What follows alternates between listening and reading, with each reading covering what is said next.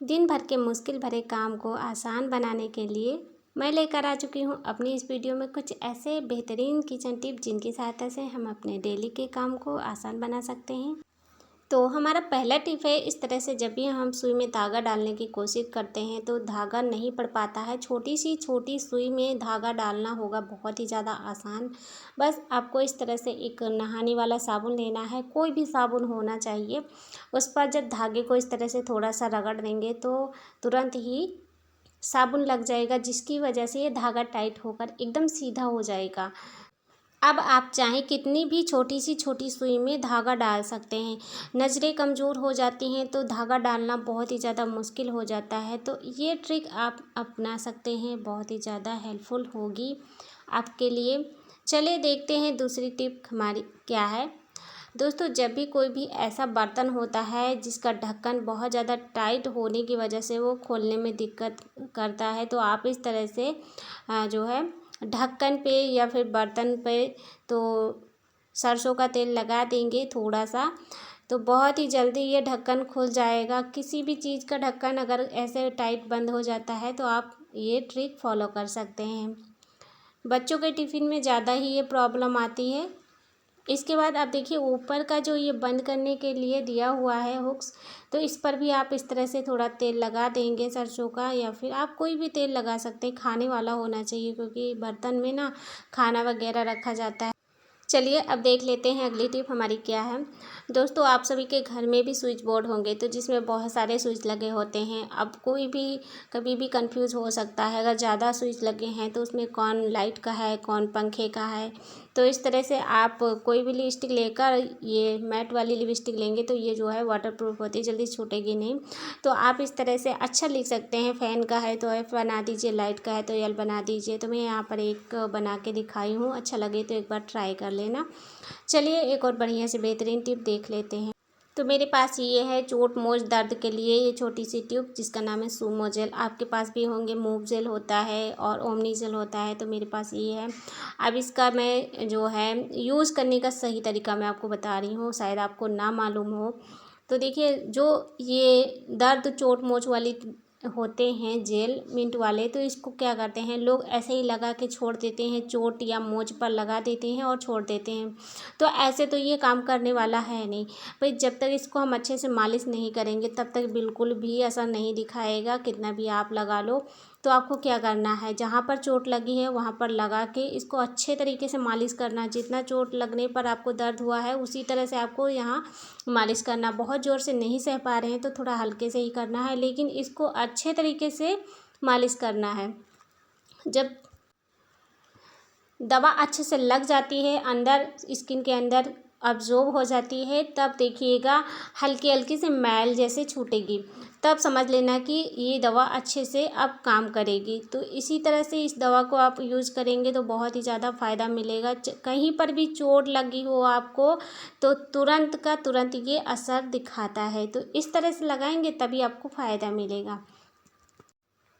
चलिए अगली टिप हमारी देख लीजिए।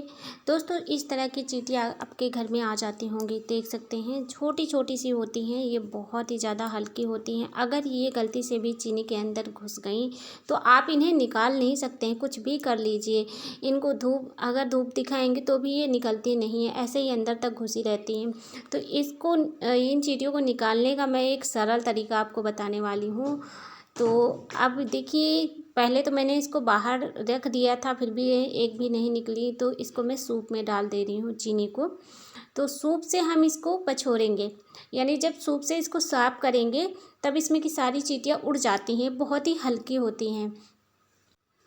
चीनी को बचाने के लिए हम हर तरीके से चीनी को सुरक्षित रखते हैं कि इसमें चींटियाँ ना जाएं, लेकिन कभी कदार हो जाता है कि गलती से बच्चे लोग या कोई घर का दूसरा मेंबर अगर किसी चीज़ को रख दिए मीठा वगैरह तो उसमें चींटियाँ लग ही जाती हैं। तो आप इस तरह से चीनी को साफ़ कर सकते हैं, वरना ये वाली चींटियाँ निकलती ही नहीं हैं।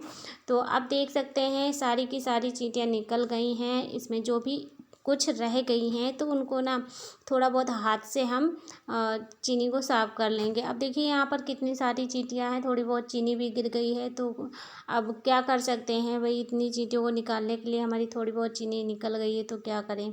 और अब देखिए, अगर और अच्छे तरीके से इसमें कि एक भी चींटियाँ न रहे तो हम इस तरह से हाथ पर लेकर थोड़ा थोड़ा सा चीनी को सही से देखकर फिर डिब्बे में भर के रख देंगे। तो ये बहुत ही बढ़िया तरीका है। अगर आपको इससे भी ज़्यादा सरल तरीका पता है तो आप कमेंट करके ज़रूर बताइएगा, हमें भी पता चल जाए ताकि। तो अब इसको हम रख देंगे। लाल काली चींटियाँ जो होती हैं वो तो धूप से देखते ही भाग जाती हैं, लेकिन ये वाली नहीं निकलती हैं। अब देखिए, मैंने यहाँ पर जो नल है इसी के पास में मैंने ये चीनी को साफ़ किया है, ताकि अब यहाँ पानी डाल दूँगी तो ये चीनी बह जाएगी, ताकि और भी चींटी मक्खी वगैरह ना लगे। इसके बाद दोस्तों हमारी अगली टिप क्या है देख लीजिए। ये तो बहुत ही ज़्यादा आपको पसंद आएगी।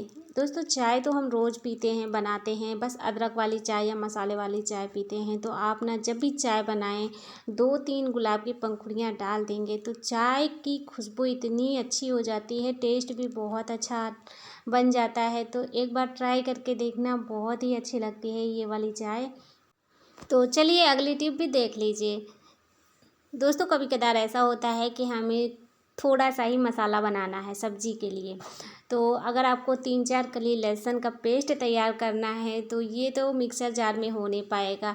तो आपको इस तरह से एक पॉलीथीन लेना है और इसके अंदर मिर्ची, लहसुन, अदरक जो भी आपको मसाले में डालना है इस तरह से रख के तुरंत ही पेस्ट तैयार कर सकते हैं। फटाफट से ये काम हो जाता है। और ये नहीं है कि वीडियो मैंने फास्ट किया है इसकी वजह से आपको लग रहा हो।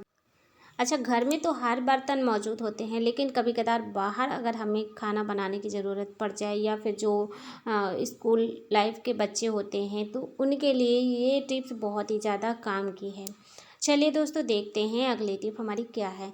दोस्तों, जब भी हमारे घर में किसी भी पर्सन को अगर छोटी मोटी चोट खरोच लग जाती है तो हमें समझ में नहीं आता है कि हम कौन सी दवा लगाएं, क्या लगाएं जिससे कि जल्दी से ठीक हो जाए। तो सबसे अच्छी सी दवा आपके किचन में ही मौजूद होती है, जिसके बारे में किसी को पता नहीं होता और ध्यान में ही नहीं रहता है कि हम ये दवा बना के फटाक से लगा दें। अगर आपको छोटी सी खरोच लग गई है या फिर जो है कट जाता है तो आप इस तरह से थोड़ा सा हल्दी तेल गरम करके उसी जगह पर थोड़ा गुनगुना लगाएं।